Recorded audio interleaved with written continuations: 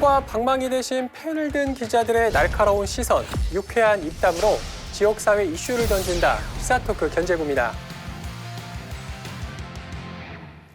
오늘도 이희택 기자, 이승동 기자 온라인 화상 연결돼 있습니다. 두 분 잘 들리시죠? 네, 잘 들립니다. 네, 잘 들립니다.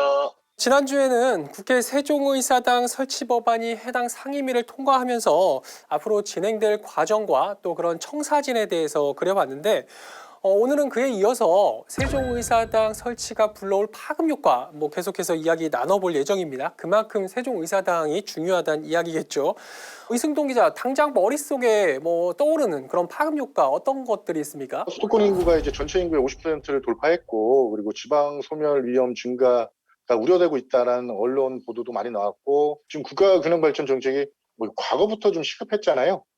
근데 어쨌든 균형발전을 촉진하는 아주 강력한 기폭제가 됐다. 크게는 그렇고, 작게는 이제 세부적으로 강론으로 들어갔을 때는 행정 경제적 비율을 줄일 수 있는 그런 균형 잡힌 또 정책 수립까지 가능해졌다. 충청권으로 봤을 때는 또 경제 산업 발전에도 긍정적 효과가 예상이 된다. 이런 평가를 좀 내리고 싶은데 어떤가 싶네요. 시너효과가 나려면은 아무래도 국회 세종의사당이 세종시의 전유물이 아니라 전 국민의 국회가 되어야 하고 그리고 그 과정에서 지금 미뤄지고 있는 수도권에 산재한 공공기관 지방 이전 버전 2가 함께 빨리 실행되어야 어떤 그 시너지 효과를 볼 수 있을 것이라고 그렇게 보고 있습니다. 그런 거시적인 효과가 아닐지라도 분명히 세종 시민들의 삶이나 또 충청권 발전에도 굉장한 도움이 될 것만은 분명히 보입니다.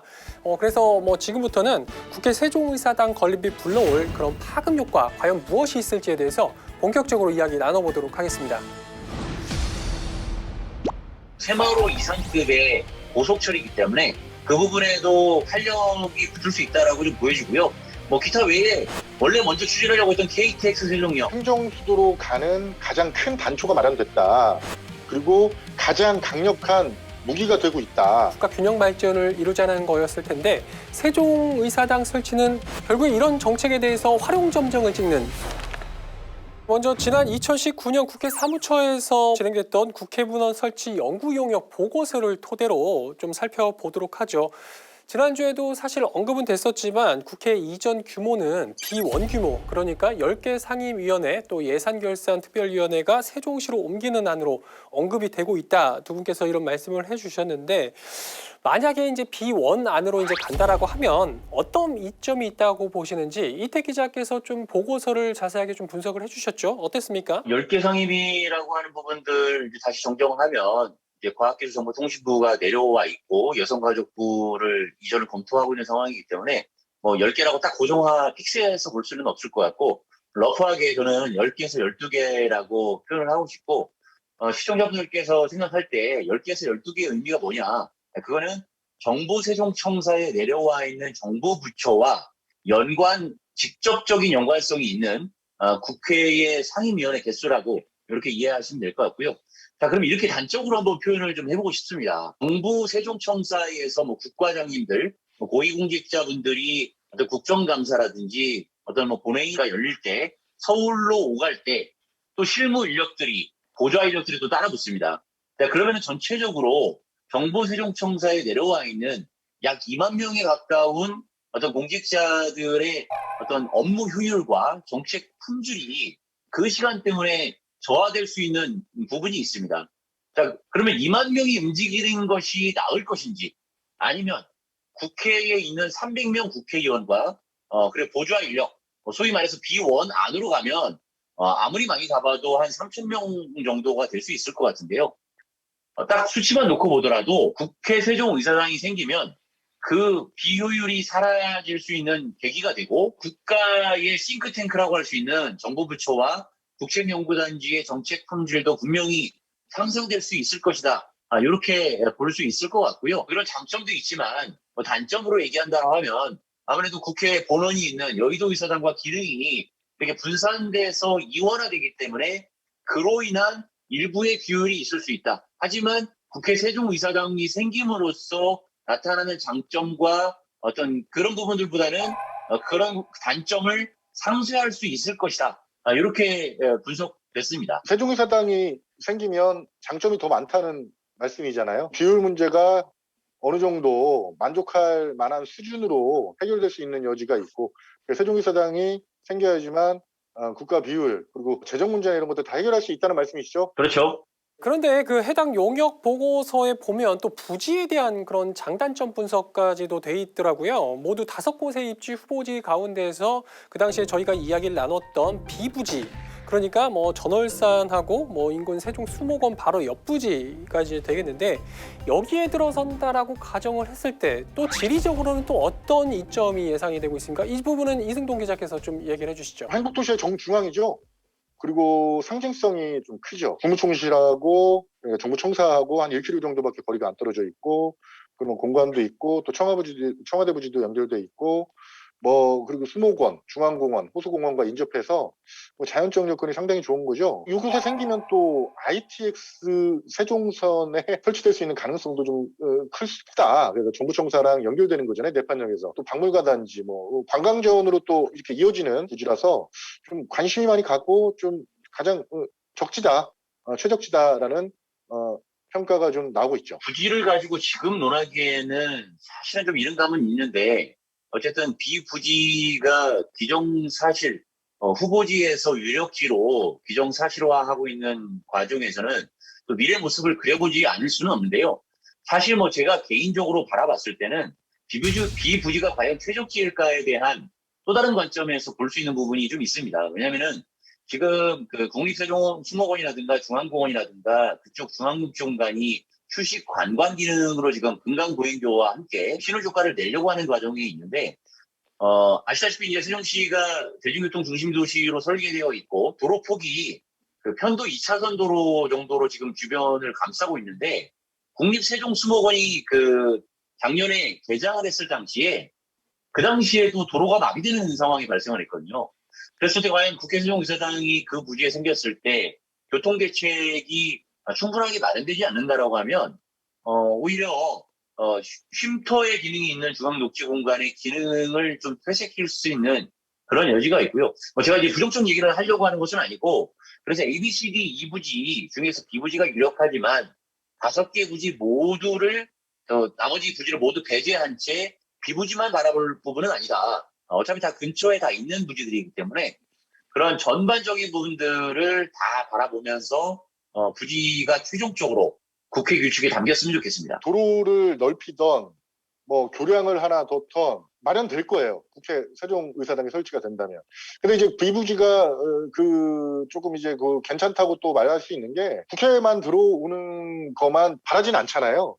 그러니까 주변에 이제 미디어타운도 좀 들어왔으면 좋겠고, 주거용지도 들어왔으면 좋겠고, 상업시설도 들어왔으면 좋겠고, 충분한 용지가 또 마련돼 있어요. 그리고 거기에 국회의원 보좌관들이나 살 수 있는 주거용지, 거기가 어차피 점일용지예요. 국회의사당 부지가. 그래서 주거용지를 좀 가용할 수 있는 부지를 또 마련할 수 있는 여지가 있고, 인접성도 있고, 뭐 그렇기 때문에 좀 그 부지가 좀 뭐 낫다, 그 부지가 좋다, 최적지다라는 평가가 나오는 것일 거고요. 그리고 지금 우려했던 그 교통 대책이나 이런 것들은 분명히 좀 마련이 될 수 있을 거라고 확신하기 때문에 크게 걱정 안 하셔도 될 것 같은데요. 도로 지형을 네. 가보면 교통대책을 적용한다는 게 쉽지만은 않은 구조예요. 사실 엄청난 또 비용을 수반할 수 있고, 그래서 이제 맞물려져야 될 것이, 그리고 지금 정보세종청사라든지 주변의 그 공원이라든지 이런 거 봤을 때 고도 제한이 일부 있을 수밖에 없어요. 서울 여의도 의사당처럼 이렇게 멀리서도 봤을 때가 시의성이 담보될 수 있는 그런 고층으로 갈 수 있을까에 대한 부분이 있거든요. 왜냐하면 또 공원에 대한 어떤 일조권 문제가 있기 때문에 어느 정도의 저층으로 간다고 봤을 때는 국회가 또 어떤 컨셉으로 바라보냐에 따라서는 그 분위기가 좀 아닐 수 있고, 전편에서도 한번 말씀을 좀 드렸는데, 합강리에 있는 55만 제곱미터 B부지보다 조금 더 큽니다. 그 부지 같은 경우에는 예전에 호텔까지도 얘기가 됐던 곳이기 때문에 뭐 고층으로도 갈 수 있는 가능성도 있고, 어떤 주변의 경관도 좋고 오송역과 가까운 뭐 이런 부분도 있어가지고, 뭐 이런 저는 특정한 이해관계 때문에 말씀드린 것이 아니라 집회 시위, 교통 문제 모든 것을 종합적으로, 그리고 국회가 시민들에게 얼마나 열려있는 조직으로 갈 것이냐라는 부분들까지 같이 맞물려서 바라봐야 된다라는 생각에서 우려 아닌 우려, 우려한 우려를 던지고 싶습니다. 잠깐 또 참고로 말씀을 드리자면 지금 저희가 자꾸 언급을 하고 있는 입지에 대한 비원부지 또 그리고 규모에 대한 비원안 이 부분은 아직 확정된 것이 전혀 아닌 다만 지금 지역에서 유력하게 그냥 바라보고 있는 그 정도 선이다. 이 점에 대해서 한번 이해해 주십사 하는 그런 참고의 말씀드리고 지금 잠깐 교통 이야기가 나온 김에 그럼 교통 분야에 대해서 좀 달라질 점에 대해서 먼저 한번 이야기를 짚고 넘어가 보도록 하죠. 아까 이태 기자가 지적을 한 바와 같이 해당 그 도로 앞에 부지 그 도로가 굉장히 출퇴근 시간대면 지금도 굉장히 교통 마비라고 불릴 정도로 정체가 이제 심하게 이루어지고 있는 그런 구간이기도 한데 최근에 세종시에서도 전체적인 교통에 대한 연구 용역을 따로 진행해 볼 예정도 있었지만 무산이 됐던 걸로 알고 있습니다. 이 점에 대해서는 이제 앞으로 좀 어떤 변화가 예고가 됐다고 좀 보면 될까요, 이희택 기자? 그 주변에 대한 교통 대책은 국립세종수목원이 개장할 당시에 대란이 한번 일어났기 때문에 일정 부분 정비가 좀 이루어졌는데 말씀드린 대로 편도 2차선 도로의 한계가 분명히 좀 있고요. 일부 좌회전 차로를 주변 도로에 도입한다라든지 이런 부분이 있는데 2022년 3월에 중앙녹지공간하고 연결되는 금강을 가로지르는 보행교가 이제 개통을 하게 됩니다. 그렇게 됐을 때 국회 세종의사당 부지와 그리고 국립세종수목원과 금강까지 그렇게 연접하고 있는 지방도 96호선이 또 있거든요. 그 도로가 이제 청주로 가거나 또는 공주로 빠질 때 양방향으로의 어떤 소통을 가져왔었는데 원래는 폐쇄가 될 예정이었습니다. 폐쇄되고 공원과 연계해서 걷고 싶은 거리로 가려고 했는데 지금 국회 세종의사당 변수가 발생을 했기 때문에 그 도로는 유지될 가능성이 높아질 것 같고요. 이런 의견도 있습니다. 그 도로 자체를 폐쇄하거나 아니면 지하화한다든지 아니면 고가화한다든지 이런 다양한 의견들이 좀 나오고 있는데 그런 부분은 어쨌든 지금 현재 중앙녹지공간에 있는 관광이라든가 방문자 수요를 고려했을 때도 반드시 돌아야 되는데 국회가 오는 문제는 또 다른 문제이기 때문에 전반적인 그 용역안이 필요하고 LH에서 지금 올해 조만간 그 교통체계를 변경하는 용역을 발주해서 그 부분에 대한 어떤 방향성을 제시할 것으로 준비가 되고 있습니다. 그 전에 꼭 살펴야 될 게 있어요. 이 돈을 뭘로 갖고 하느냐. 그러니까 주변 인프라를 제대로 갖추려면 돈이 있어야 되는데 어쨌든 설계비가 지금 행특회계로 들어가 있잖아요. 147억 원이. 그래서 분명히 이제 국회를 이제 행복청 그 남은 예산으로 줘야 된다는 또 의견이 있을 것이고 그렇게 줘야 될 것인데 지금 8조 5천억인가요? 이제 그 행특회가가.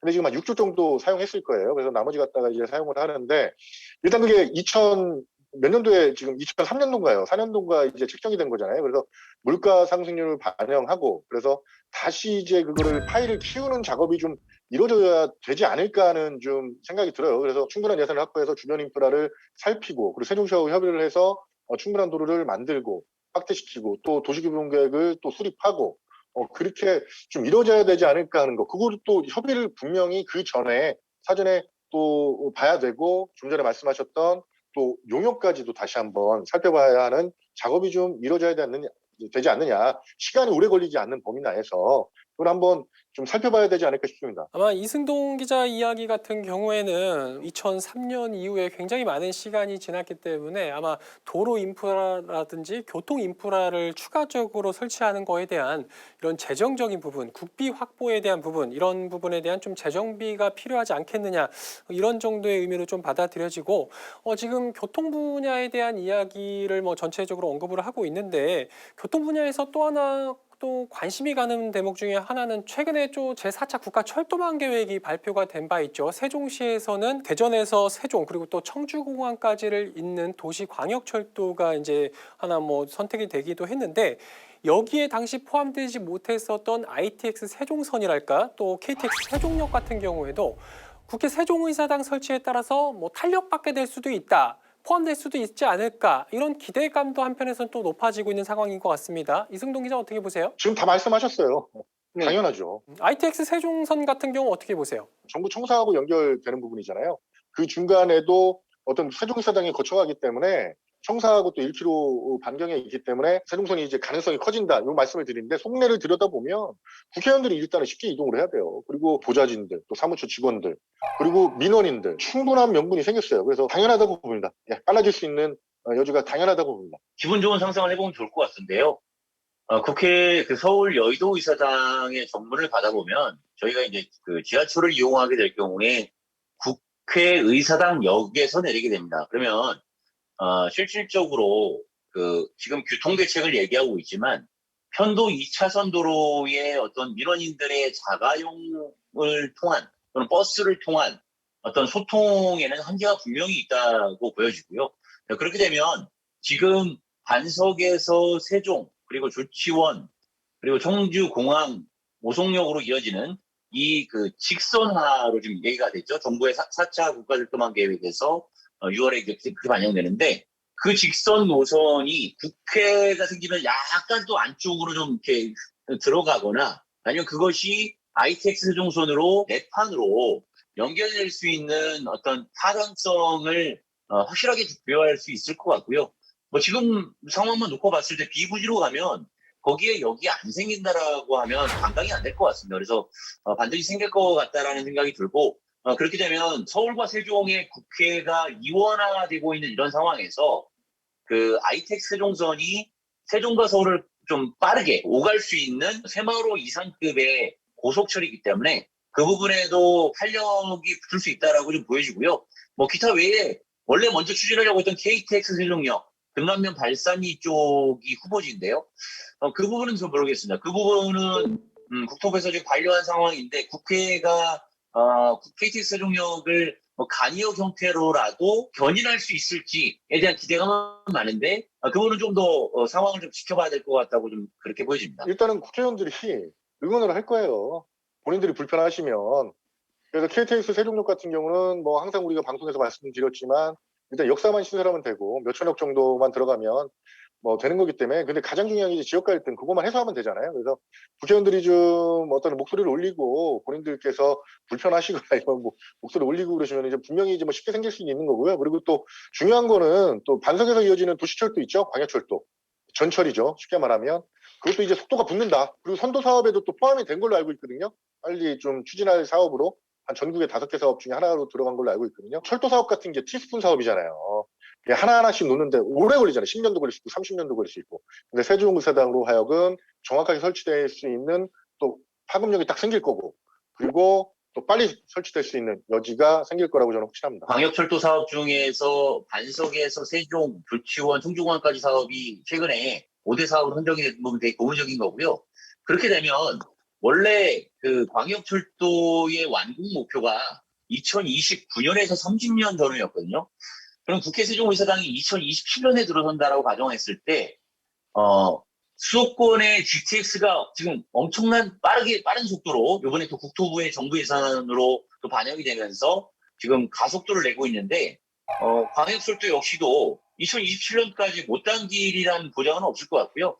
그 부분에 있어서 이승훈 기자 예측대로 좋은 그 영향을 줄 것 같다라는 좀 기대감이 또 생기네요. 아까 KTX 세종역 이야기를 하면서 지역 간의 갈등으로 인한 굉장히 좀 안 되는 사업이다 이런 말씀도 언급을 해주셨지만 사실 좀 청주나 충북 입장에서도 세종의사당이 들어선다라고 가정을 했을 때 청주공항이 굉장히 활발해질 뭐 그런 기대가 크기 때문에 뭐 이 정도는 이제 반대하지 않을까라는 좀 기대감도 가져보기도 합니다. 청주공항도 그만큼 발전을 많이 하지 않겠습니까? 이희택 기자 어떻게 보세요? 서산 지역의 공항 신설에 대한 부분이 또 무르익고 있는 과정에서 지금 뭐 충청권 관문공항이라고 하는 기존의 기능을 갖고 있던 청주공항의 활성화도 대단히 중요한 부분입니다. 왜냐하면 국회 자체가 어떤 국내 정치를 다루는 민의 전당을 떠나서 국제적인 어떤 관계를 또 지속하는 또 그런 기능도 갖고 있기 때문에 국제선도 또 가까운 곳에서 빨리 이동할 수 있어야 되고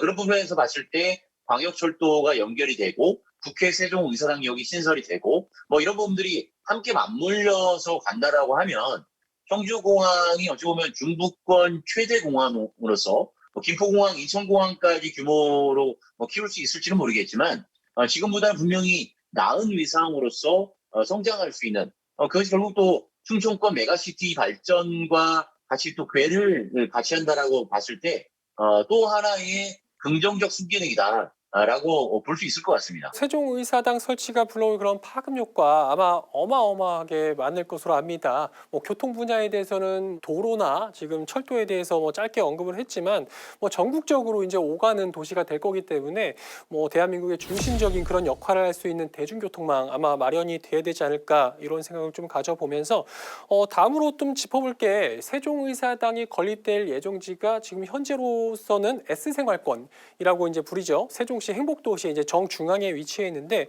여기에도 아까 이승동 기자께서 잠깐 언급을 하셨지만 국회타운이라는 엄청난 이제 변화가 예상이 되고 있거든요. 올해 초에 세종시에서도 이런 아이디어를 뭐 구체화시킨 적도 있고 한데 현재는 좀 어떻게 진행되고 있습니까? 앞으로는 좀 어떻게 진행이 될까요, 이택 기자? 세종의사당의 어떤 종합적 개념을 이해하려면 국회 여의도의사당이 어떻게 현재 조금 구성되어 있는지를 먼저 좀 바라보면 이해가 쉬울 것 같은데요. 그림을 잠깐 보고 말씀드리면 국회의사당이 바로 뭐 어떤 상임위라든지 특별위원회라든지 본회의가 열리고 뭐 법안을 심사하는 뭐 이런 기능으로서 국회의사당이 있고 국회 소통관, 국회의정관, 국회 사랑채, 국회 도서관, 박물관도 소규모로 또 있고요. 그리고 운동장도 있고요. 분수대도 있고 동산도 있고 뭐 많습니다. 이런 기능들이 한데 어우러지는 기능들이 기본적으로 구성이 될 것 같고요. 거기에 뭐 국회만 있는 것이 아니라 국회 주변에 아까 말씀드렸던 뭐 역기는 뭐 둘째치고 주변에 오피스텔이라든가 또는 뭐 다른 연관산업 기능들이 또 배치가 되고 따라오게 되고 또 어떤 국회 사무처라든지 국회의원 보좌 인력이라든지 이런 분들의 어떤 숙소 부분에 대한 부분들도 같이 좀 개념이 되면서 뭐 상업기능까지는 잘 모르겠습니다. 상업기능은 잘 모르겠고 또 그리고 국회 세종의사당에 지금 KBS가 있잖아요. KBS 홀도 있고 그런 것처럼 뭐 언론 기능도 같이 주변에 같이 이렇게 형성될 수 있는 아직 뭐 예측 불가능한 미래지만 국회타운은 그런 방향성에서 모색이 되지 않을까 그렇게 한번 내다보고 싶습니다. 일단은 국회 규칙에 상임위 개수가 많이 내려오면 내려올수록 이제 국회 타운이 어느 정도로 조성이 되느냐 기반이 마련되는 것이고 일단 그거는 뭐 잘 될 거라고 봐요. 근데 일단은 국회 본원이 이전하는 거에 따라서 국회 타운 그 예상을 하고 그 예측을 하고 그 규모에 맞게 타운을 조성해야 되는 게 좀 저는 이제 중요하다고 보거든요. 일단은 국회의사당, 국회도사관, 의원회관, 의원보좌관, 주거시설, 상업시설 모두 아우러서 그게 들어갈 수 있는 공간을 만드는 거를 지금 당장은 안 되겠지만 좀 계획을 잡고 구상을 하고 있어야 돼요. 그래서 작게 짓는 것보다도 일단 크게 짓고 국회 타운이 들어올 거라는 것, 주거시설, 상업시설까지 들어올 수 있다는 전제하에 그걸 그리면서 국회 타운을 구상하는 게 지금부터라도 이른 게 아니에요. 일단 국회 본원 내려오는 걸 나중에 증축하고 그럴 게 아니란 말이에요. 지금 이야기 나누고 있는 국회타운 뭐 솔직히 말해서 쉽게 머릿속에 구상이 되진 않는데 여의도의 몇 배나 되는 그런 세종의사당 그리고 국회타운의 장밋빛 그림 좀 어떻게 조성을 하게 될지 또 그려 나가게 될지 굉장히 먼저 기대를 한번 해보게 되고요. 세종의사당, 국회타운 이렇게 들어서게 되면 S생활권은 뭐 사실 뭐 상권이라든지 그런 거 중심으로 돼 있는 게 아니기 때문에 어쨌든 S생활권은 잘 구성되리라고 보여집니다. 다만 이 국회 세종의사당에 따른 지금 세종시에서 겪고 있는 상권 위축이라든가 여러 가지 그런 문제들까지 같이 해소되지 않을까라는 시민들의 기대감이 한편에선 있는 게 사실인 것 같은데요. 국회 세종의사당 들어선다면 상권 활성화에도 당연히 도움이 되겠죠? 좀 전부터 당연한 말씀을 하시는데 당연하죠. 당연하죠. 예상되는 인력 규모가 예전에 이제 용역을 통해서 나온 게 있는데 11기의 상임위 소속 국회의원 한 243명 된다고 하더라고요. 그래서 뭐 거기에 뒤따르는 보좌관, 상임위 소속 직원, 사무처, 예산 정책처, 입법조사처 그런 직원들이 한 3,700명 수준 되고 그리고 여기에 뭐 미디어타운 얘기도 나오는데 언론인, 기관, 단체, 기업, 이익단체, 이해관계자까지 다 뭐 추산해가지고 매일 뭐 직접 왔다 갔다 하는 분들까지 따지면 매일 한 1,500만, 2,000명 정도 이르는 방문객이 왔다 갔다 하실 것이고 그리고 민간기관 이전을 촉발시킬 수 있는 계기도 마련되잖아요. 그리고 상임위원회에 연관된 기관들이 있어요. 10개 상임위로 따지면 한 전 200개 정도 되는 것 같아요. 한 150개에서 200개 정도. 그 기관들이 좀 이 세종으로 이전할 수 있는 이전을 안 한다면 그 국회를 왔다 갔다 방문할 수 있는 그 여지들이 상당하잖아요. 그분들이 뭐 하실 거예요? 세종에 오셔서 주무실 수도 있고 또 식사도 하셔야 될 거고, 그러니까 경제적 파급력과는 상당하다고 보여지는 거죠. 국회 여의도의사당 주변이 또 뭐 어떻게 어떤 것들이 그 형성되어 있느냐, 이거를 한번 보면 또 미래를 조금 내다볼 수 있는, 서울하고는, 서울과 세종은 좀 기능적으로 좀 다른 부분이 있지만, 국회의 북측을 또 보면 그걸 염두에 뒀는지 모르겠지만 한강이 또 있습니다. 한강이 있고 거기에 보면 뭐 양화대교라든지 뭐 마포대교, 그다음에 여의도 한강공원하고 이용숲이 좀 자리 잡고 있고요. 또 그리고 남측으로, 남서측으로 좀 봐보면 각종 은행권, 그다음에 그 증권사들의 본사 건물들이 또 있고요. 호텔들도 많이 자리 잡고 있고, 그다음에 동측으로 가보면 오피스텔 촌이라고 볼 수 있을 만큼 오피스텔이 많이 형성되어 있습니다. 그러니까 뭐 숙박, 금융, 뭐 그리고 여러 가지 산업 기능들이 주변에 자연스럽게 따라온다. 이렇게 좀 봐야 된다라고 보면, 뭐 세종시 어떤 식으로 그 부분이 조성이 될지는 모르겠지만 상상 이상의 어떤 국회 타운의 모습, 그리고 그 부분이 결국은 주변 상권과 세종시 전체적인 경제 활성화 요소로도 충분히 기대해 볼 수 있는 부분이다라고 그렇게 보고 싶습니다. 이기택 기자가 뭐 말씀하신 것들이 이루어지면 너무 꿈만 같은 일인데, 일단 뭐 간단하게 통계적으로 보면 국토연구원이 뭐 계산했었죠. 생산 유발 유가가 뭐 7,500억 정도, 부가가치 유발 유가가 2,400억 정도, 고용 유발 유가가 4,850명 정도. 통계적인 용역을 통해서 얻어낸 결과물들이 있어요. 근데 다시 한번 이 문제에 대해서는 국회가 나서주면 너무 좋고, 세종시가 나서서라도 관련 용역을 한번 좀 다시 한번 해봤으면 하는 바람이 있습니다.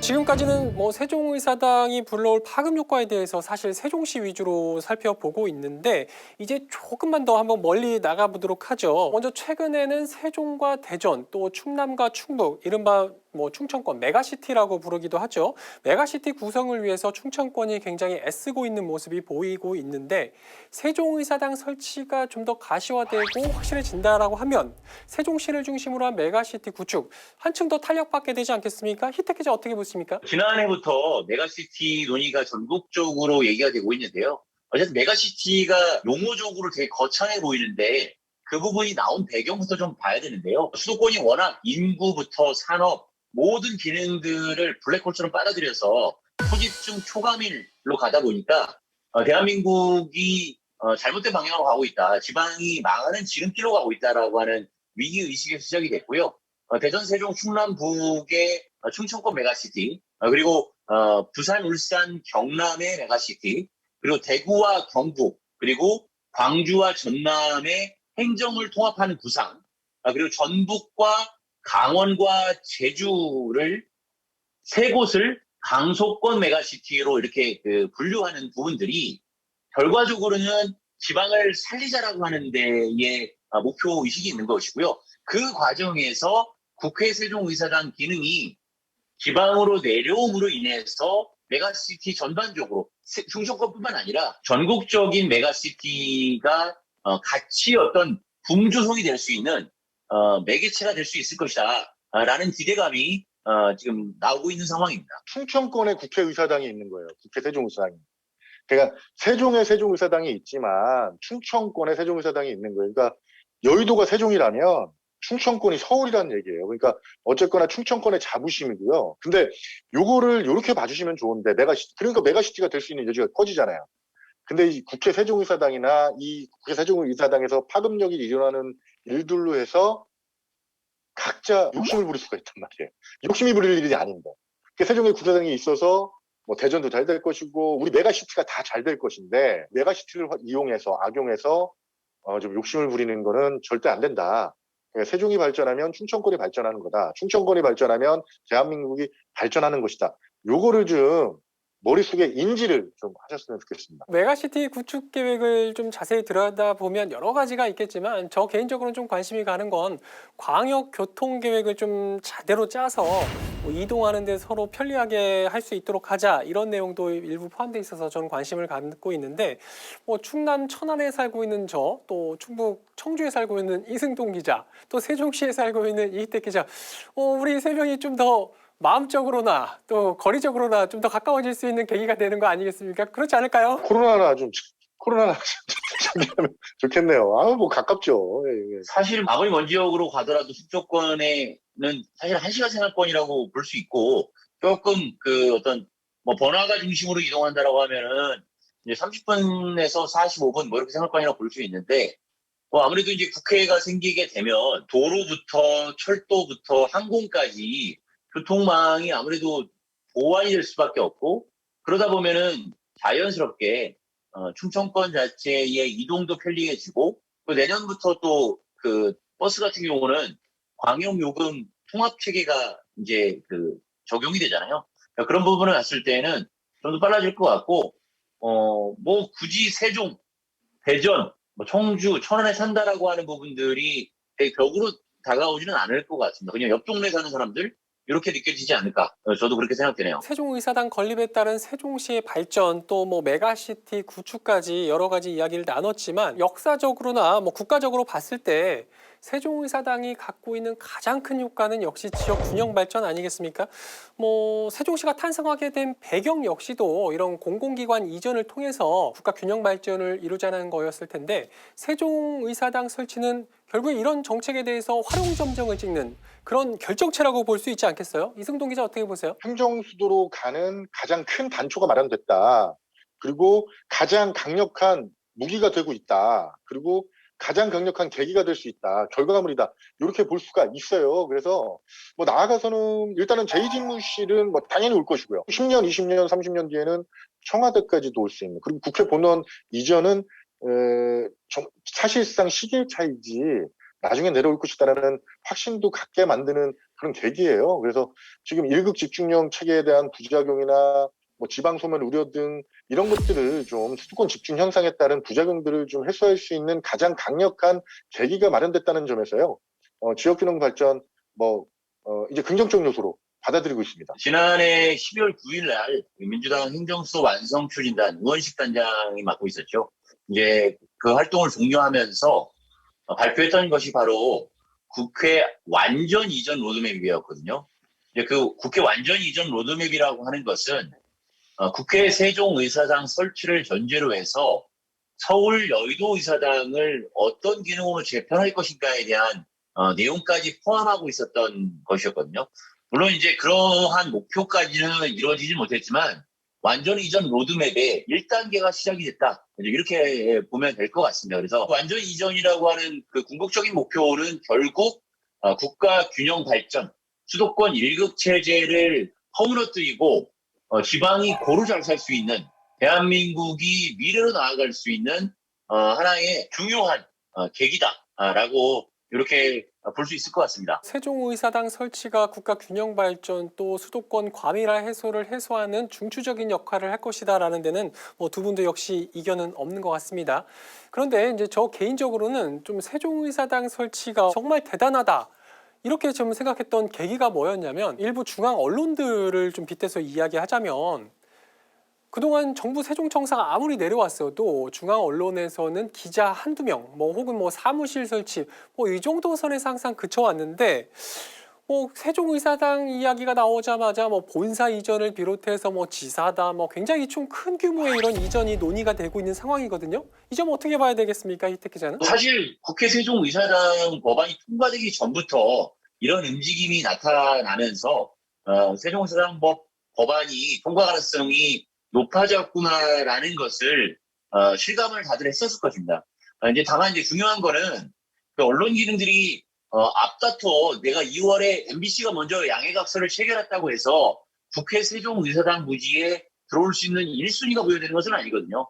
이후에 도계타운이라는 로드맵 과정에서 어떤 부지가 지정이 되고 언론단지가 제2의 언론단지가 지정이 됐을 때 뭐 입찰 방식이라든지 아니면 여러 가지 그 내용들을 가지고 언론 기능들이 조성이 될 것이기 때문에 뭐 그거는 이제 추후 문제고요. 아무튼 언론 기관들이 먼저 미래를 내다보고 세종시 세종행을 노크하고 있다라고 하는 부분도 대단히 밝은 미래를 보여준 대목이라고 이렇게 평가할 수 있겠습니다. 노크하고 있다고 말씀하셨죠. 지금 이거 시작일 뿐입니다.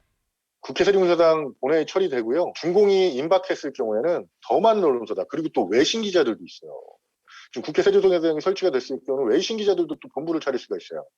그러니까 지금 이게 미디어 타운 얘기 나오는 게 지금 말도 안 되는 얘기도 아니고 정말 구분선 넘고 가는 거의 100%된 얘기예요. 미디어 타운이 진짜로 실질적으로 국회의사당, 세종의사당 옆이 아니더라도 UUBG를 활용해서 생겨야 될 상황도 올 수가 있어요. 그래서 엄청난 거죠. 예. 시대적 흐름을 좀 가장 좀 잘 파악한다라고 하는 이런 언론사들까지도 세종행을 노크하고 있다라는 거는 그만큼 좀 굉장히 주목되는 그런 상황이 아닐까 뭐 이런 생각을 다시 한번 가져보면서 뭐 세종의사당 설치가 세종시 또 충청권 나아가 또 대한민국으로 굉장히 가져오는 그런 파급 효과는 어마어마하다 이렇게 좀 보여지고 있는 것 같습니다.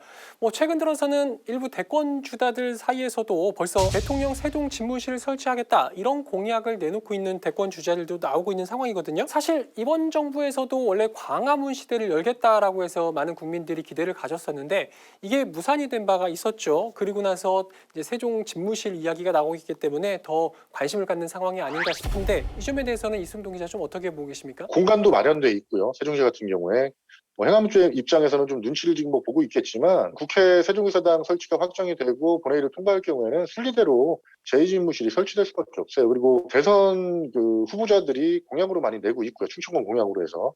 그래서 지금 이거는 뭐 자연스럽게 이루어질 일이다. 그래서 뭐 머지않아서 뭐 정부가 발표를 할 것이고 이루어질 일이라고 저는 감히 전망하고 싶습니다. 무늬만 청와대 제2집무실, 대통령 제2집무실은 사실 크게 의미가 없습니다. 왜냐하면 그 지금 너도나도 지금 대선 그 주자들이 집무실 설치를 공약하고 있는데 이미 지난 대선에서도 다 나왔던 얘기들이고요. 그리고 실제로 지금 경부 세종시청사 국무총리실동에 그 귀빈 집무실, VIP 집무실이라고 공간이 별도로 있습니다. 그리고 문재인 대통령이 뭐 공식이든 비공식이든 국무회의에 내려왔을 때 그 공간에서 직무를 보시기도 하시고 그리고 같이 얘기를 나누면서 차 한잔할 수 있는 그런 공간이 이미 있다는 말이죠. 집무실이란 표현 자체도 쓰여져 있습니다.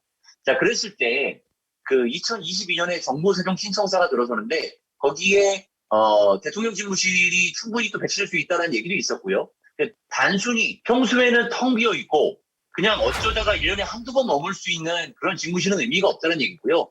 그 집무실에 일주일에 한 번씩 내가 집무를 하겠다. 세종시대의 의미를 분명하게 국가균형발전 의지를 부여하겠다라고 하는 의지가 차기 대선 주자들 사이에서 그리고 실제 대통령께서 보여줘야 될, 담보해야 될 그런 부분이기 때문에 집무실 설치하는 부분들에 대한 어떤 이 현실적 이야기도 저희도 한번 좀 객관적으로 좀 들여다봤으면 좋겠습니다. 어떤 대권 주자가 그 정도의 좀 의지를 가지고 있느냐 뭐 이런 점에 대해서는 내년 대선 과정에서 충청권 주민들께서 분명하게 잘 인식을 하시고 표로서 그런 거를 뭐 정하지 않을까 뭐 그런 생각을 한번 가져보고요.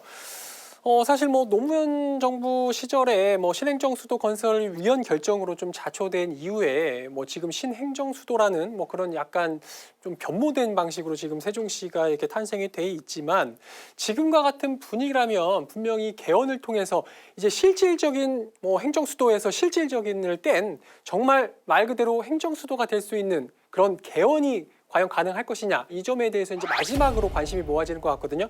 두 분 전망 어떻게 하십니까? 오늘의 마지막 질문이 될 수도 있을 것 같습니다. 희택 기자 어떻게 보세요? 대선 주자들이 너도나도 앞다퉈서 민주당뿐만 아니라 국민의힘에서도 행정수 얘기를 꺼내고 있는데 진정으로 원하는 국회 완전 이전 그다음에 행정수도 완성이라는 그런 개념을 던지고 있는 후보들은 사실상 지금 뭐 민주당으로 얘기하면 박용진 의원, 서울 지역구로 두고 있는 박용진 의원하고 그다음에 경남을 지역구로 두고 있는 김두관 의원 2명이고요.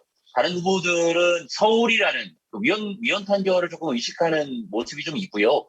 그런 부분에서 그냥 국회 세종의사당 설치와 또는 뭐 국회 이전 그리고 대통령 집무실 설치 정도 이런 수준에서 지금 언급하고 있는 정도라고 좀 보여질 것 같고 그 야당에서 국민의힘에서는 하트경 의원이 얼마 전 이제 호수공원을 방문해서 뭐 행정수도를 완전하게 설치하겠다 뭐 이런 얘기를 한 바는 있고 윤석열 후보 같은 경우에는 마찬가지로 청와대 이전이라든지 이런 부분까지는 언급하지는 못했고 일반적 수준에서의 행정수도를 언급했던 부분을 익히고 있어서 사실 지난 대선에 어찌 보면은 재탕일 수도 있겠다라는 그런 생각도 왔고요. 이 부분을 정말 2022년 3월 대선 흐름까지 실질적인 어떤 실행력을 담보할 수 있는 그런 의지로 반드시 좀 격상시키고 높여내야 될 과제가 있지 않나 그렇게 보여집니다. 이번 정부 때 개헌안이 나와 있었죠. 뭐 무산되긴 했지만 일단은 개헌안 자체를 기획했다는 자체가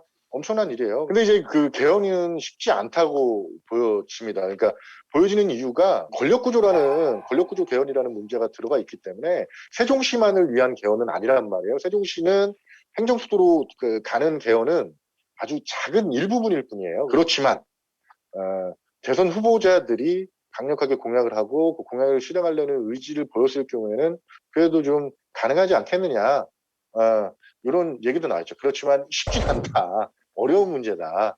예, 그렇게 말씀드리고 싶습니다. 이렇게 해서 오늘도 그 세종의사당 설치가 불러올 그 파급 효과에 대한 이야기 많이 나눠봤는데 오늘 언급된 것들만 사실 뭐 이루어진다 하더라도 굉장히 좀 어마어마합니다. 뭐 그 꿈들이 뭐 실현될 수 있기를 다시 한번 기대해 보면서 자, 오늘 두 분 뭐 세종의사당에 대해서 2주 연속으로 저희가 좀 이야기를 나누고 있는데 뭐 세종시나 또 나아가서 뭐 국회 또 정부 뭐 여러 기관들에게 이 과정에서 과연 어떤 역할 또 어떤 노력이 필요하다라고 보시는지 마지막으로 좀 훈훈하면서도 강력한 견제 관방 좀 던져주면서 이 시간 좀 마무리하도록 할 텐데 오늘 뭐 이승동 기자께서 먼저 던져주시겠어요?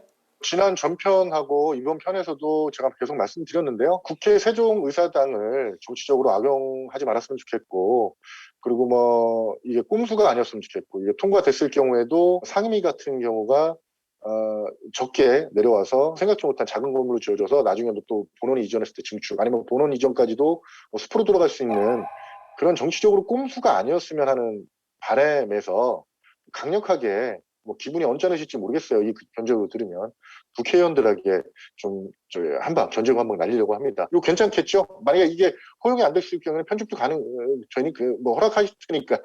일단 강력하게 견제고 한방 날리겠습니다. 국회의원들이요, 꼼수 부리지 마라. 편집 안 되겠는데요. 네. 강력한 펀치가 나올 줄 알았는데 좀 예상보다 좀 수위가 약한데요. 약해요? 약해요? 네, 저는 뭐 강력한 펀치까지는 모르겠지만 1975년 국회 여의도 의사당이 생긴 지 이제 46년입니다. 그렇게 봤을 때 사실상 반세기 만에 국회 이전이다라는 표현을 좀 쓰고 싶고요. 그 국회 이전을 시작으로 해서 좀 전에 이번 시간에 얘기 나눴던 청와대 이전, 행정수도 완성으로 다음 단계로 나아가는 또 다른 시작점이 됐으면 좋겠다라는 그런 바람을 좀 담아서 견제구를 한번 던져보도록 하겠고요. 이렇게 한번 던져보겠습니다. 반세기 만의 국회 이전, 이제 진짜 균형 발전 한번 해봅시다. 두 기자분께서 해주신 그런 말씀들 뭐 국회의원들을 비롯해서 높이 계신 분들께서 잘 들었으리라 믿고요. 세종의사당 건립 과정에서 두 기자분의 역할도 기대해 보도록 하겠습니다. 오늘도 역시 수고하셨습니다. 고맙습니다. 국회 세종의사당 설치는 세종시와 충청권은 물론 더 나아가 국가 균형 발전의 상징으로 자리 잡게 되지 않을까 하는 기대를 가져보게 됩니다. 하루빨리 해당 법안이 국회 본회의를 통과해서 국회타운 조성과 같은 후속 조치들에 대한 논의도 탄력받게 되길 기대하면서 오늘 이 시간 마치도록 하겠습니다. 시청해주신 여러분 고맙습니다.